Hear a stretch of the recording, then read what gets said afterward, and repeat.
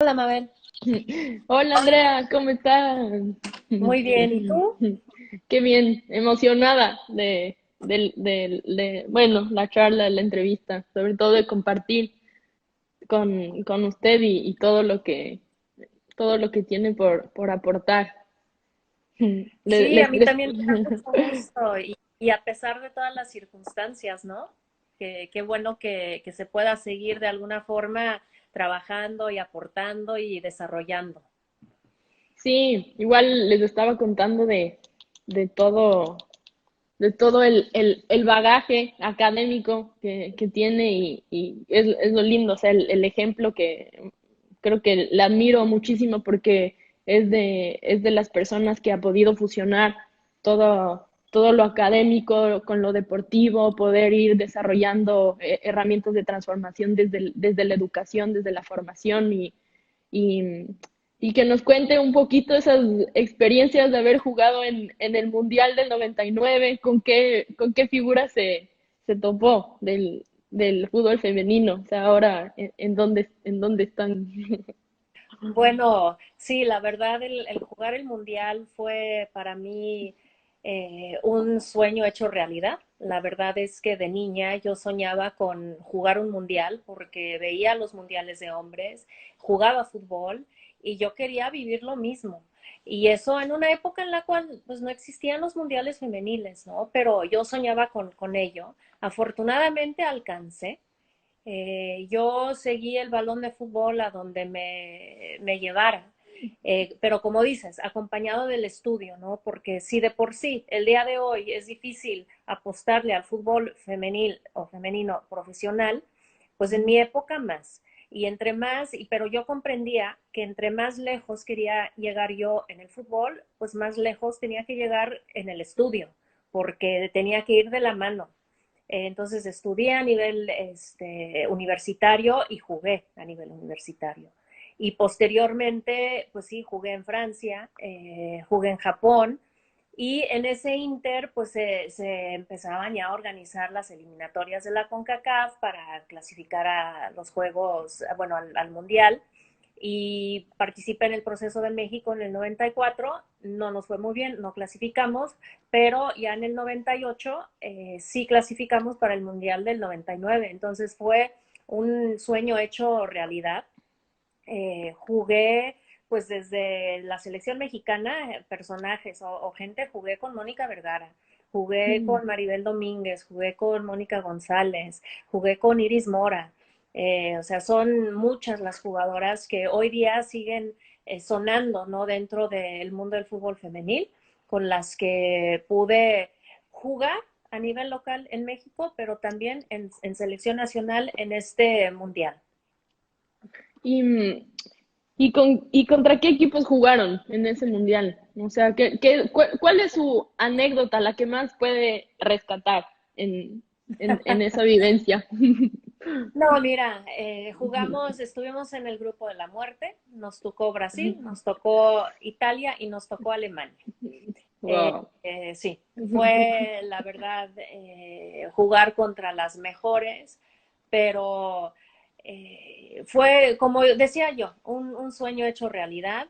Estuvo Sisi, jugamos contra la selección de Brasil, que tenía a Sisi en su momento, evidentemente también estaba Formiga, que creo que es la que más mundiales tiene jugados en la selección de Brasil, pero también jugó Prince en la selección de Alemania.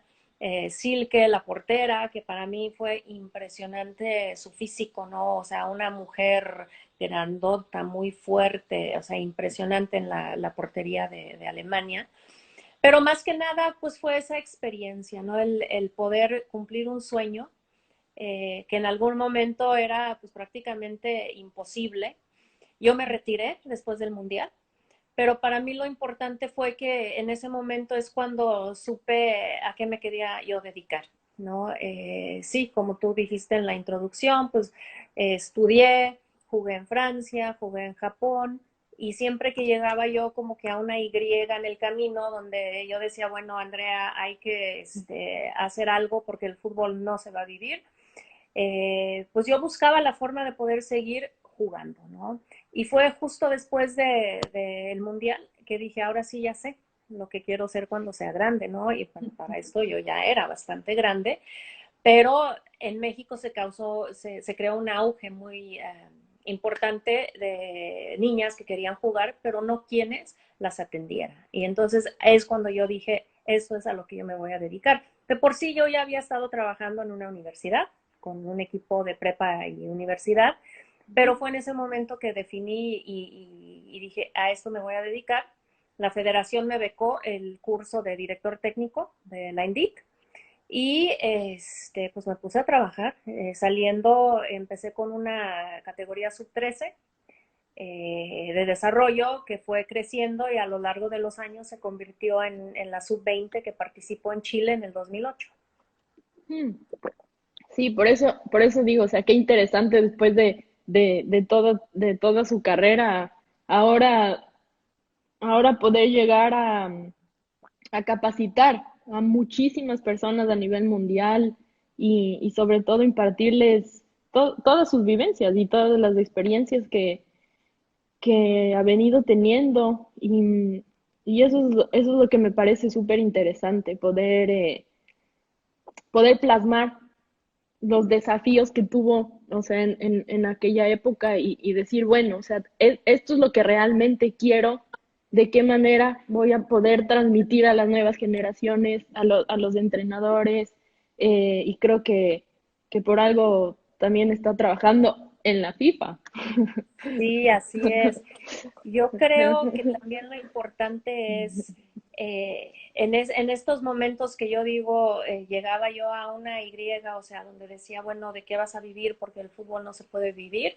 Yo creo que lo más natural hubiera sido dedicarme al deporte, ser entrenadora, pero nunca se me ocurrió, no lo consideré. ¿Por qué? La verdad es porque pues, yo nunca tuve un ejemplo mujer entrenadora.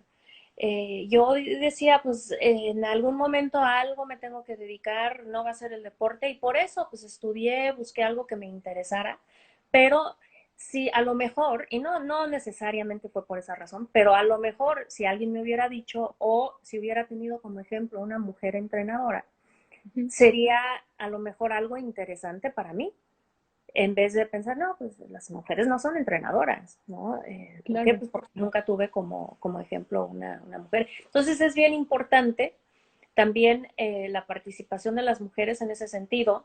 Es importante sí darle la oportunidad a las niñas de jugar, de participar, pero también a las que ya se retiran o las que ya crecieron o las que ya tomaron otro camino, pues que también puedan seguir dentro del fútbol como entrenadoras o como árbitras o como directoras, periodistas, ¿no? Pero que vean el fútbol como una forma de vida o una carrera en la cual ellas se pueden desempeñar. claro, claro, eso es lo que me parece eh, fundamental e importante. No sé, yo siento que dentro del mundo del fútbol femenino está muy marcado que bueno, es la verdad, existe. Nosotros todavía en nuestros países no podemos dedicarnos 100% al fútbol. Entonces hay que buscar otras maneras o hay otras alternativas de seguir generando recursos y creo que el estudio, formarse en la parte académica te da esa salida y es más, pienso yo que te marca totalmente una diferencia. Entonces, por eso decía que le admiro un montón, que es un ejemplo a seguir para muchos. Ahí tenemos comentarios ya de personas que dicen que ustedes, o sea, una referente, un ejemplo a seguir, una guía, una entrenadora. Y por eso a todas las personas que nos están escuchando ahora, los entrenadores sobre todo, qué importante poder capacitarse en nosotros mismas, en nosotros mismos. ¿Qué nos podría decir ustedes desde toda esta experiencia que viene teniendo en su vida? Sí. Bueno, evidentemente el haber jugado, el haber jugado al más alto nivel en un campeonato del mundo importante en la selección, pero como dices, la capacitación, los estudios son fundamentales. ¿Por qué? O sea, porque siendo mujeres, como bien dices, todavía no nos podemos dedicar a esto, ¿no? Yo suelo decir que mi generación luchó por el derecho a jugar.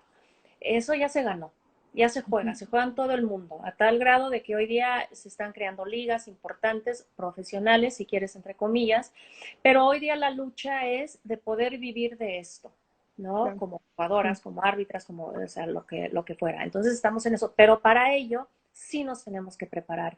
Y sí, ha sido importante la trayectoria, pero si me preguntan los logros o cómo es Ujú. que uno puede seguir creciendo y desarrollándose, pues es el estudio. Por ejemplo, hoy día estoy en FIFA. La FIFA no analizó videos y dijo, ah, mira, jugó muy bien, vamos a contratarla para ser consultante técnica. No, más Exacto. bien vio los estudios. Es una persona estudiada que tiene no solo una licenciatura, sino también tiene una maestría, que también tiene, es entrenadora. O sea, no es lo mismo salir y trabajar con un equipo de niñas o de niños a haberse capacitado y tener las herramientas y el conocimiento para desarrollarlos. El fútbol femenil, o sea, existe gracias a mucha gente que lo ha seguido apoyando y desarrollando desde tiempo atrás. Muchos entrenadores empíricos y es muy agradecidos, pero también es importante la capacitación. ¿Por qué? Pues porque cada categoría en la que estamos trabajando tiene ciertas características y no es lo mismo entrenar a niños de 8 años que niños, cuando digo niños, estoy hablando niños y niñas, ¿no? O niñas de 8 años que las niñas de 12 años o las de 15 años, o las de 20 años, o unas ya que son adultas, o las que son de fútbol amateur, recreativo, y las del alto rendimiento, y niños y niñas a cierta edad. Uno tiene que conocer las características del grupo que está, con el que está trabajando y adaptarse a esas características. Y por eso es importante la capacitación, para entender cuáles son estas características y yo adaptarme a las necesidades de ese grupo. Sí, y por ejemplo, o sea, de todo esto que nos dice de adaptarse a las características del grupo, eh, desde su experiencia, ¿qué piensa usted o cuál es la diferencia, por ejemplo, de entrenar una niña mexicana, de entrenar una niña alemana, de entrenar una niña de Estados Unidos? O sea, hablando ya de países que obviamente tienen mucho más recursos versus países que estamos en vías de desarrollo. Bueno, yo creo que desde el punto de vista las características de las niñas, si hablamos de fútbol base, una niña de 8 años en cada uno de esos países, su ilusión, las razones por las cuales ella juega fútbol son las mismas. Donde se ven ya las diferencias, pues es a partir del fútbol juvenil, que puede ser a partir de la adolescencia, de los 13 años en adelante. Eh, ¿Por qué? Pues porque en muchos países, por la cultura, las niñas no han tenido la oportunidad de jugar fútbol, no las han impulsado y por consiguiente, pues no han desarrollado ciertas capacidades. Entonces, uno de alguna forma está limitado en cuanto a el trabajo técnico, por ejemplo. Si no se tiene técnica, pues la táctica se complica, ¿no? Entonces, yo creo que las diferencias dependería mucho de la categoría. Eh, las diferencias por países es que en estos países más adelantados, como en Estados Unidos, en Alemania, las niñas a los 8 años están jugando y con equipos completamente de niñas, de su categoría, de su nivel, o en el fútbol mixto, ¿no? Sin ningún tipo de prejuicio, a diferencia de algunos países. Entonces, la verdad es que si alguien tiene, todavía se está cuestionando la participación de las niñas, de las mujeres, donde el fútbol mixto no es posible, no es factible y no va a beneficiar. por una cuestión cultural. Entonces, para mí la diferencia es la cultura. Sea, decía que todo el tema de la parte cultural, de todo el Sí, contexto sociocultural, es, es una temática que siempre va a estar expuesta, o sea, y es fundamental poder hablar. Entonces, por ejemplo, en, ahora que nos están escuchando muchos entrenadores a nivel latinoamericano, sudamericano, ¿qué les diría usted o qué piensa usted sobre el fútbol mixto? Ya que tocamos el tema del fútbol mixto. el fútbol mixto. El fútbol mixto, yo considero que en un mundo ideal es lo ideal. El fútbol mixto, estoy hablando de fútbol base, es decir, de Ujú, 6 a 12 años de edad. ¿Por qué? Pues porque no existen diferencias entre niños y niñas en esas edades. En lo técnico están en vías de desarrollo, en lo táctico, su comprensión del juego es igual. Y en la cuestión física, que es donde uno, por cuestiones culturales, piensa que el fútbol mixto no debe de existir porque los niños van a lastimar a las niñas, pues la verdad es que no existen esas diferencias entre niños y niñas entre los 6 y 12 años de edad. ¿Por qué? Porque esas diferencias se dan a partir de la adolescencia. Y las niñas son las que empiezan su desarrollo antes que los varones. Entonces, la verdad es que si alguien tiene alguna ventaja hacia los 11, 12 años de edad, pues son las niñas. ¿Por qué? Pues porque ellas empiezan a crecer y a desarrollarse antes de los niños. Pero existe una cuestión cultural, existe la idea de que las niñas y los niños no pueden porque no pueden jugar juntos porque los niños van a lastimar a las niñas. Y entonces, pues no lo hay. O existe la otra, el otro lado, en que se obliga al fútbol mixto cuando culturalmente hablando no es la mejor opción. ¿Por qué? ujú, Pues porque la cultura no acepta el fútbol como un deporte para niñas. Entonces hay papás a inscribir a sus niñas si la única opción es el fútbol mixto. Hay muchas niñas que a lo mejor no quieren jugar si es con varones. O hay muchos papás que dicen, pues si mi hijo va a jugar con niñas, entonces no lo voy a inscribir a este club. Entonces es una cuestión cultural. Por eso yo insisto en que el obstáculo más de cuestión cultural es lo real el fútbol mixto, siempre y cuando comprendamos que no hay, o sea, como cultura, que no existen estas diferencias. Ahora bien, no necesariamente es lo mejor también para todas las niñas, ¿eh? Porque estamos hablando de que hay diferencias entre el fútbol base, fútbol juvenil, fútbol de alto rendimiento, recreativo, niños y niñas, pero dentro de la población de niñas también hay diferencias y hay niñas que van a desarrollar perfectamente bien el fútbol mixto. ¿Por qué? Porque son quizás las más avanzadas en el fútbol, las más competitivas. Como saben que son buenas, se pueden defender y ujú. ahí es donde van a florecer, donde van a estar mejor. Pero hay otras niñas que no quieren estar en ese entorno. Y si uno las obliga, pues ya no van a desarrollar. ¿Por qué? Porque no están motivadas y porque no quieren. Entonces, también debe de existir la otra opción para esas niñas que prefieren estar con puras niñas. Y aquí, pues yo puedo usar el ejemplo de Estados Unidos, es el país más fuerte en fútbol femenino. La verdad es que las niñas juegan con puras niñas, desarrollan con puras niñas. ¿Por qué? Pues porque culturalmente hablando no tienen esta barrera cultural con la participación de las niñas y tienen los números suficientes. Entonces, realmente nunca han tenido que como táctica para desarrollar el fútbol femenino, masificar, recurrir al fútbol mixto. Eh, es mucho analizar qué es lo mejor para mí, el otro lado. en que se obliga al fútbol mixto cuando culturalmente hablando no es la mejor opción.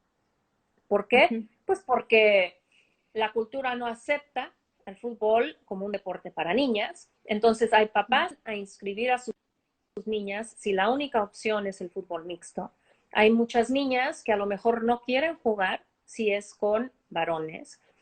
O hay muchos papás que dicen, pues si mi hijo va a jugar con niñas, entonces no lo voy a inscribir a este club. Entonces es una cuestión cultural. Por eso yo insisto en que el obstáculo más grande es cuestión cultural. Es lo real el fútbol mixto, siempre y cuando comprendamos que no hay, que, o sea, como cultura, que no existen estas diferencias. Ahora bien, no necesariamente es lo mejor también para todas las niñas, ¿eh? Porque estamos hablando de que hay diferencias entre el fútbol base, fútbol juvenil, fútbol de alto rendimiento, recreativo, niños y niñas, pero dentro de la población de niñas también hay diferencias y hay niñas que van a desarrollar perfectamente bien el fútbol mixto. ¿Por qué? Porque son quizás las más avanzadas en el fútbol, las más competitivas. Como saben que son buenas, se pueden defender y allí es donde van a florecer, donde van a ir mejor. Pero hay otras niñas que no quieren estar en ese entorno. Y si uno las obliga, pues ya no van a desarrollar. ¿Por qué? Porque no están motivadas y porque no quieren. Entonces, también debe de existir la otra opción para esas niñas que prefieren estar puras niñas.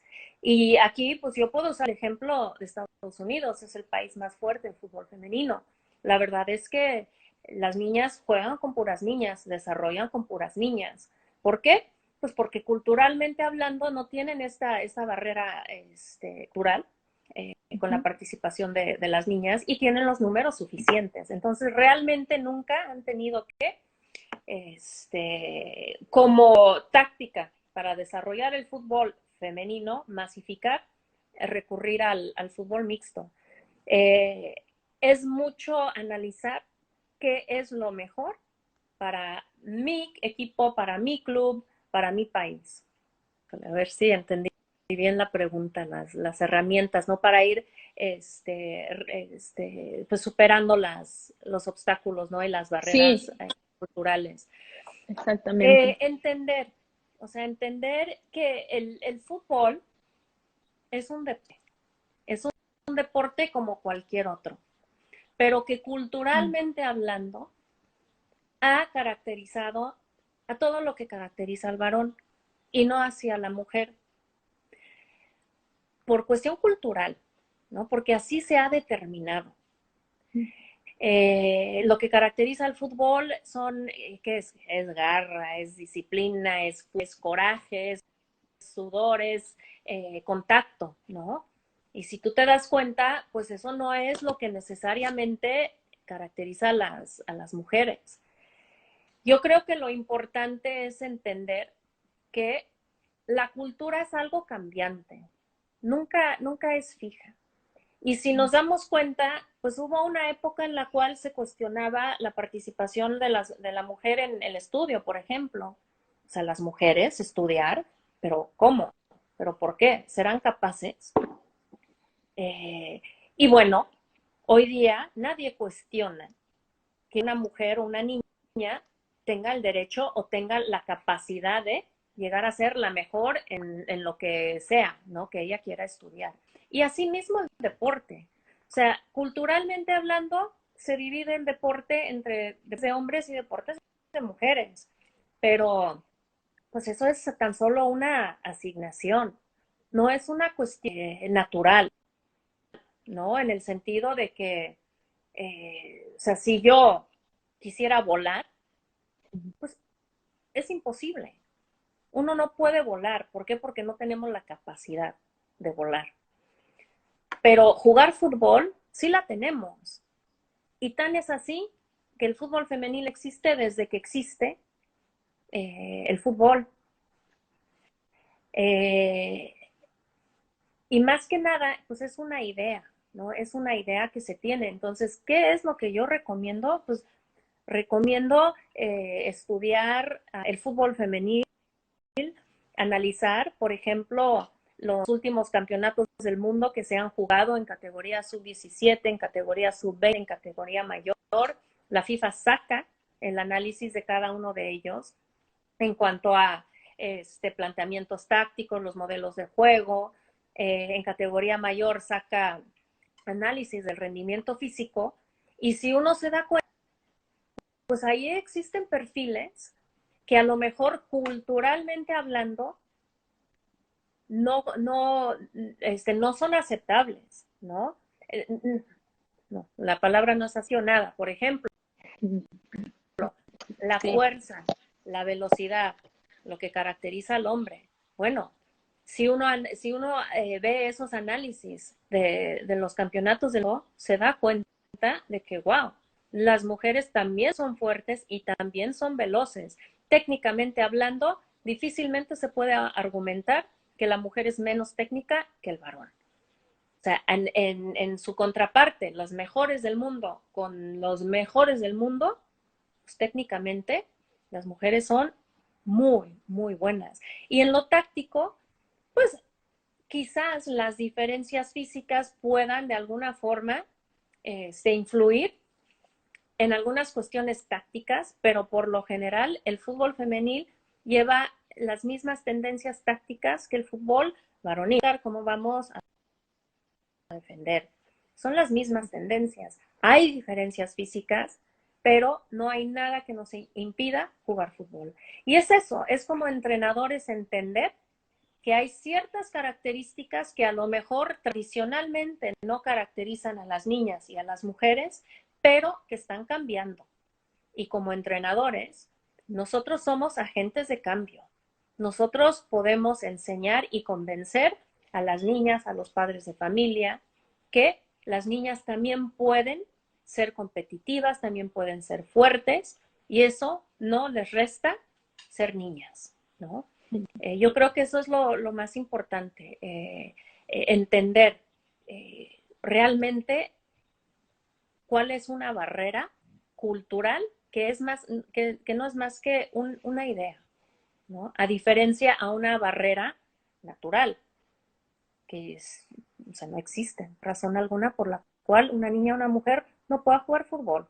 Tú sabes que hasta 1970 las mujeres estaban vetadas, no podían jugar en muchos países y las barreras eran hasta médicas y físicas, porque decían que la patada no era propio de la mujer.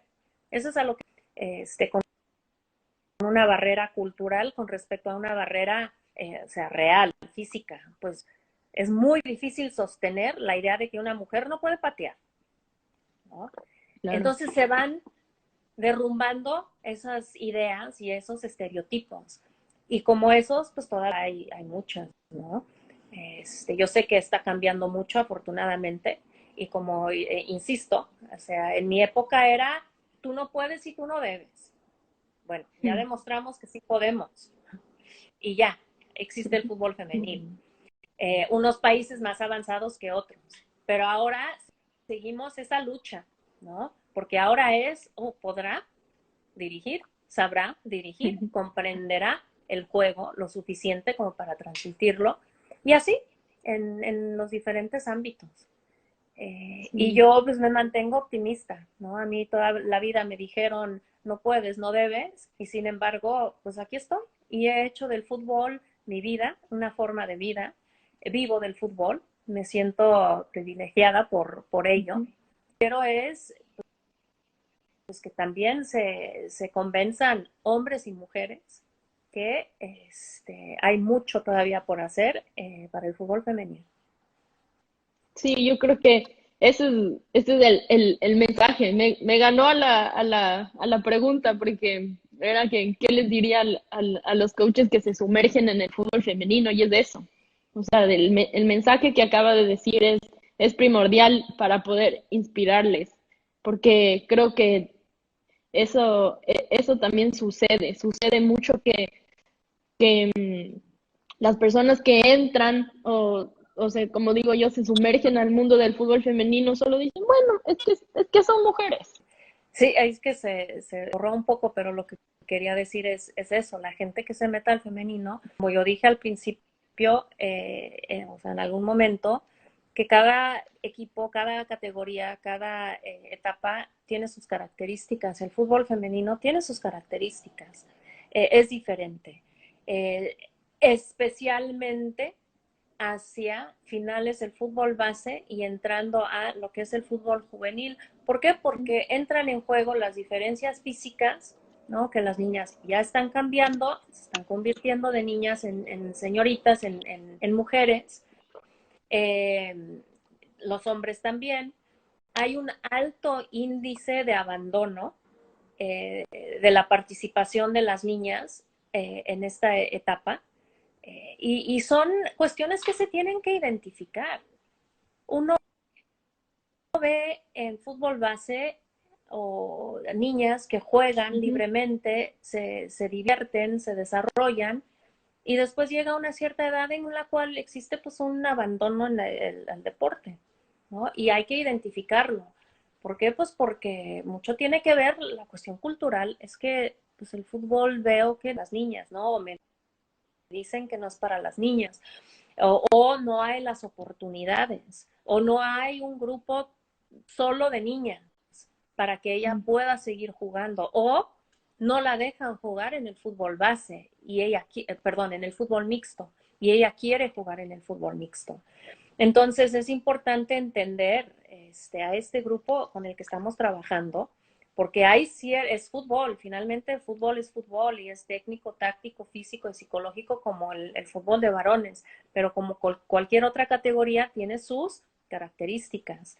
Eventualmente las niñas van a empezar a sus cambios físicos, a menstruar, ¿cómo vamos a trabajar con ellas?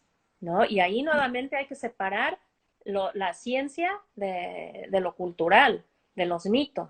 No hay que limitarlo. La nutrición es diferente con las niñas. A lo mejor me estoy metiendo en cuestiones ya más de alto rendimiento, pero la nutrición ya es diferente. ¿Por qué? Pues porque las mujeres tienden a requerir de mayor calcio, ¿no? Tiende a Claro. haber menos, una deficiencia de hierro. Entonces, hay que conocer las características del grupo con el que se está trabajando para poder desarrollarlo y sacar lo mejor de ellas. Las Sí, y lesiones, o sea, hay un alto índice de lesión en niñas y mujeres y sobre todo de los ligamentos. Entonces, ¿qué es lo que tengo que trabajar con un equipo de niñas? ¿Cómo las puedo preparar mejor para reducir este índice de lesión? ¿Qué nos podría decir de ir integrando el tema de menstruación y sexualidad en el fútbol femenino? Yo creo que en el área que es el del psicológico y el mental, pues por allí entra la cuestión de la sexualidad. Yo creo que es importante entender que, o sea, siempre que se habla del fútbol femenino, eh, tiende a haber como que otro aspecto u otro pilar. Eh, Se habla en el fútbol de lo técnico, de lo táctico, de lo físico, de lo psicológico, pero cuando de fútbol femenino o se empieza a tocar, de repente entra en juego cuestiones como la apariencia física, como la sexualidad de las jugadoras, cuestiones que la verdad no afectan el resultado de un marcador. A lo que yo me refiero es, ¿por qué nos vamos a enfocar en la belleza o no belleza de una jugadora, en la femeneidad o la no femeneidad de una jugadora, en su sexualidad cuando estamos hablando de fútbol? ¿No? Nosotros tenemos que, como entrenadores, desarrollar de fútbol, a desempeñarse, a jugar, a competir en el campo de juego. Hay cuestiones que no tienen una injerencia en ese desempeño en el campo. Ahora bien, dentro de lo que es el aspecto mental, pues viene todo lo que es la cultura, la socialización, y por eso se empieza a cuestionar a la mujer que participa en el fútbol, y por eso yo insisto en que la barrera más grande dentro del fútbol femenil no es las diferencias físicas, no es que si genera o no genera una ganancia, no. La barrera más grande es la cultural. Es que nuestra cultura choca con la participación de la mujer en una actividad que caracteriza tradicionalmente al varón. Entonces, niña o mujer que quiera jugar fútbol, lo vemos como que va en contra de la naturaleza. No. Y por consiguiente, empezamos a cuestionar todo lo que ella es, ¿no? Y por eso, si es bonita, si no es bonita. ¿Por qué? Porque culturalmente hablando, caracterizamos o todo eso que caracteriza a la mujer es lo estético. Entonces, si una mujer fútbol la cuestionamos. ¿Por qué? Pues porque, ¿cómo? Pero ¿cómo le puede jugar fútbol? ¿Cómo le puede gustar el fútbol? Si eso no caracteriza a las mujeres. Pero nuevamente, por eso para mí es importantísimo entender qué es cultural, a diferencia de la ciencia o lo que realmente es natural o no. Si nosotros logramos entender que el fútbol es un deporte como cualquier otro, que si culturalmente dejamos de diferenciar o de tratar de meter los deportes en deportes de hombres o deportes de mujeres, se acaba el problema y dejamos de cuestionar a las mujeres que participan en el fútbol por todos estos otros temas. Y el ejemplo que a mí me gusta utilizar es, por ejemplo, la comida. Culturalmente hablando, nosotros no dividimos o separamos la comida entre comida para hombres y comida para mujeres. La comida es comida. Y cada quien come lo que le gusta. Así debe de ser el deporte. Pero lo quiero usar como un ejemplo. Pero si separáramos la comida y hubiera comida para hombres, comida para mujeres, pues yo preguntaría, ¿a quién le gusta el helado?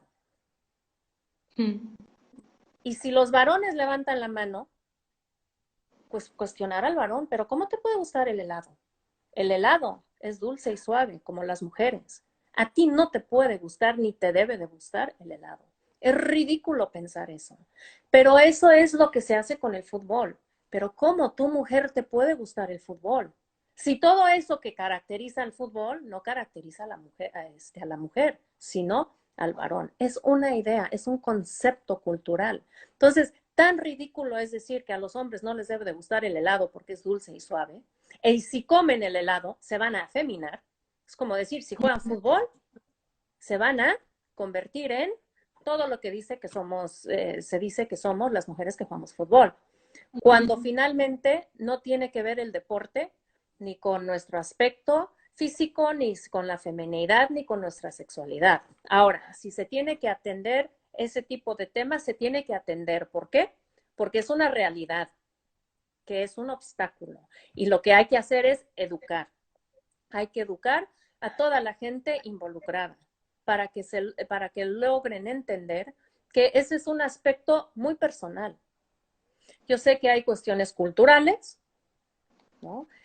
No todas las culturas son tan abiertas como otras, pero finalmente es una cuestión muy personal.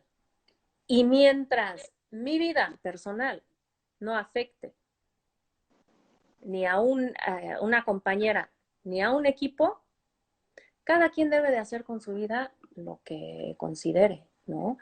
Yo creo que es un tema que sí, cuando se habla del fútbol femenil, nunca falta que se tome, pero es importante educar a la gente, concientizar, ¿no? Yo creo que a nivel internacional, a nivel mundial, se está viviendo una época en la cual se está exigiendo la apertura, se está exigiendo la diversidad, el respeto a la diversidad, y todo esto cae dentro de esa tendencia que se vive.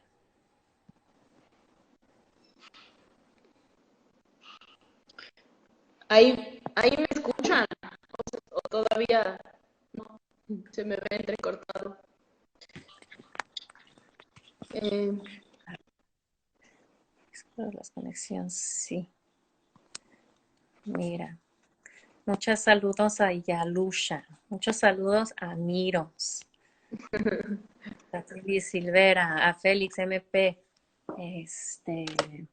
Pues sí, muchos saludos y también mucho agradecimiento a toda la gente que se ha conectado, que manda sus preguntas, que tiene el interés y que pues sigue desarrollando esta rama. Ok, para despedirnos, un mensaje para todos los que nos ven. Es eso, es entender que todo esto es un proceso, todo esto es un proceso, es una labor de convencimiento que se viene llevando a cabo desde décadas atrás. Uno en su época, pues como yo decía, luchábamos por este derecho a jugar. Hoy día estamos luchando por el derecho a vivir de ello, que las niñas, las jugadoras puedan ser profesionales, que los y las entrenadoras que están dirigiendo también puedan vivir de ello, que las árbitras, que las preparadoras físicas y preparadores físicos, todo el mundo que esté dentro del fútbol femenino pueda vivir de ello. Es una labor de convencimiento, pero si vemos la historia, o sea, nos damos cuenta de que o sea, se está logrando hacer este cambio cultural. Hoy día Europa es la confederación o el continente que está más avanzado, simple y sencillamente porque empezó su desarrollo antes que nuestros países. Pero el hecho de que ya se ha recorrido ese camino va a ser para nosotros un poquito más rápido, si no es que más fácil. Si a mí me hubieran dicho hace 5 años, en México va a haber una liga profesional femenil a través de los clubes, no lo hubiera creído. Pero se están tomando decisiones directivas que a lo mejor no se da cuenta uno, pero se están moviendo cosas. Hay que seguir trabajando a favor del fútbol femenil, derrotar esas barreras culturales, porque finalmente esa es la más grande. Y vamos a ver que muy pronto vamos a poder reírnos de la idea de que hace no sé cuántos años decían que las mujeres pues no podían jugar fútbol o no debían jugar fútbol o no podían dirigir o no podían vivir del fútbol, ¿no? Más que nada es eso. Así como hoy día nos reímos quizás de la idea de que la mujer no debe de estudiar, ¿no? O que no debe de votar, o que no debe de usar pantalón, porque 2 generaciones atrás, pues cuestionaban mucho a la mujer que se vestía así y decían todo tipo de cosas, ¿no? Usted decías, pues, ¿qué tipo de mujer será? ¿Qué poco femenina? ¿Por qué? Porque hay una tendencia cultural de siempre querer asociar a la mujer con lo estético y que entre dentro de ese ideal que la sociedad ha creado. Pero la verdad es que no todas, juguemos fútbol o no, no todas cumplimos con ese ideal cultural. Y aquí la idea es retar a esas cuestiones culturales que nos quieren encasijar y decir la mujer es así y no asa. Eso es lo que es el fútbol femenino y es una labor de convencimiento, pero yo creo que con muchos beneficios para las niñas, muchos beneficios para la sociedad.